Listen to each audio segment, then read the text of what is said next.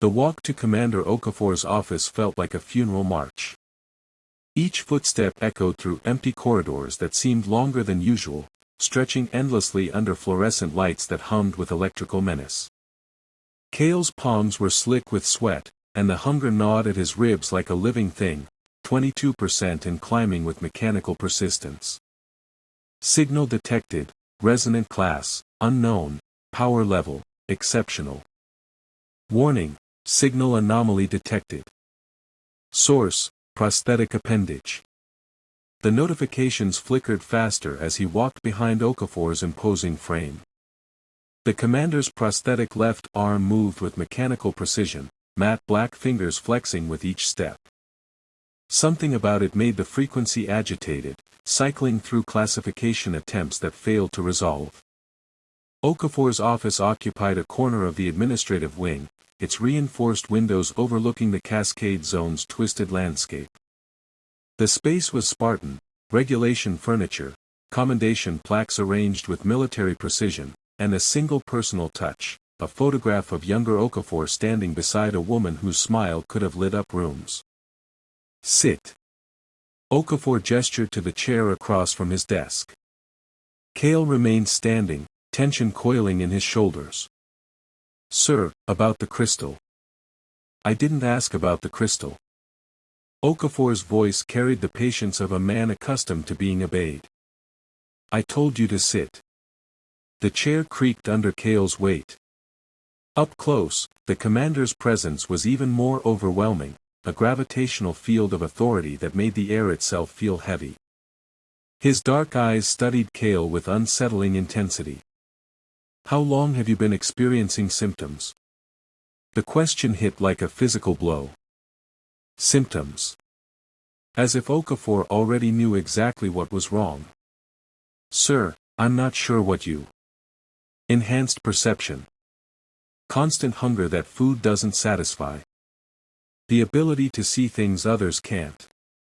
Okafor leaned back in his chair, and his prosthetic arm hummed faintly. How long, cadet? Kael's mouth went dry. 4 days. Show me your hands. What? Your hands. Both of them. Reluctantly, Kael extended his palms across the desk.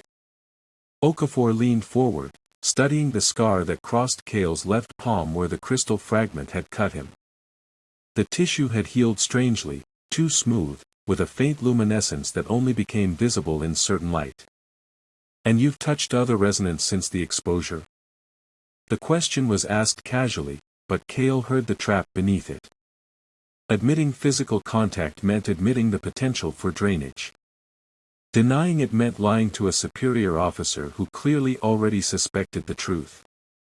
Once. By accident. Marcus Webb. It wasn't a question. The boy's abilities have been compromised. Medical can't explain the degradation, but his cellular resonance has dropped 15%. Hunger, 23/100. Proximity to anomalous signal causing interference. Recommendation, increase distance. The notification pulsed urgently, but moving away from Okafor felt impossible. The man's presence dominated the room like a magnetic field, drawing Kael's attention to details that didn't make sense. The way his prosthetic fingers moved with too perfect coordination. The faint static that seemed to emanate from the mechanical limb. The almost imperceptible hum that made Kael's teeth ache. The fragment changed you. Okafor's tone shifted, becoming almost conversational. Bonded with your nervous system.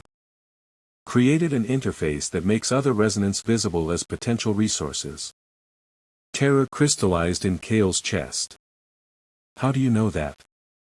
Because I've seen it before.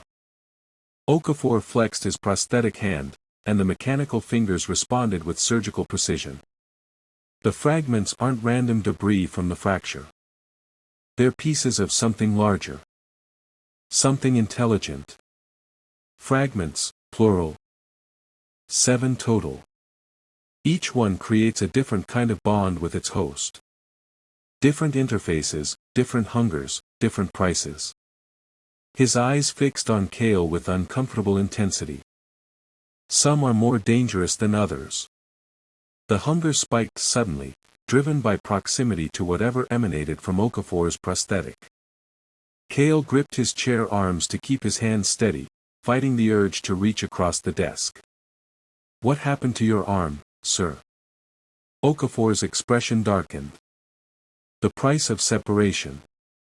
He stood and moved to the window, putting distance between them. "You'll be transferred to special observation status. Report directly to me for daily evaluations. No unsupervised contact with other cadets." "Sir. This isn't a punishment, Morrow. It's protection." Okafor turned back, and something almost like sympathy flickered across his features. "For everyone involved." As Kael stood to leave, the commander's voice followed him to the door. "The hunger will get worse. Fight it as long as you can." Kael paused at the threshold, glancing back. Okafor was staring at his prosthetic arm, flexing those perfect black fingers with an expression of profound loss. The notification hit like lightning. Residual signal detected. Source: prosthetic. Classification: fragment echo. Former host identified. Okafor had carried one too.